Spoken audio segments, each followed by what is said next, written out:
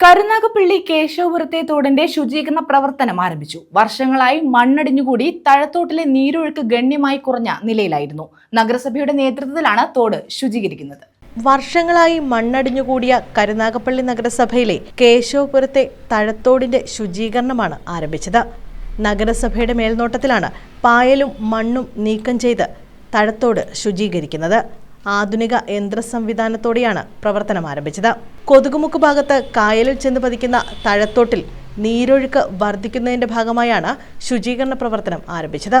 നഗരസഭയിലെ ഒരു ചിരകാല സ്വപ്നം തന്നെയായിരുന്ന ഈ 1-2 തഴത്തോടുകൾ വന്ന് സംഗമിക്കുന്ന ഈ ഭാഗത്ത്, കേശവപുരം ഭാഗത്ത് മണ്ണ് മൂടി തഴത്തോടില്ലാതെ കിടക്കുന്ന ഒരവസ്ഥയാണ്.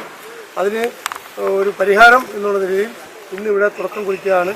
ഞങ്ങൾ JCBയും മറ്റേ ഇറ്റാച്ചി, വെള്ളത്തിലോടുന്ന ഇറ്റാച്ചിയൊക്കെ കൊണ്ടുവന്ന് ഇന്നു മുതൽ ആ പായലും തെക്കലും മാറ്റി വെള്ളം സുഗമമായി ഒഴുകി കരുനാഗപ്പള്ളി നഗരസഭയുടെ മൊത്തത്തിലുള്ള വെള്ളക്കെട്ടിന് ഒരു ശാശ്വത പരിഹാരം കാണുന്നതിന് വേണ്ടിയുള്ള ഒരു ശ്രമത്തിലാണ്. News bureau, Karunagappally.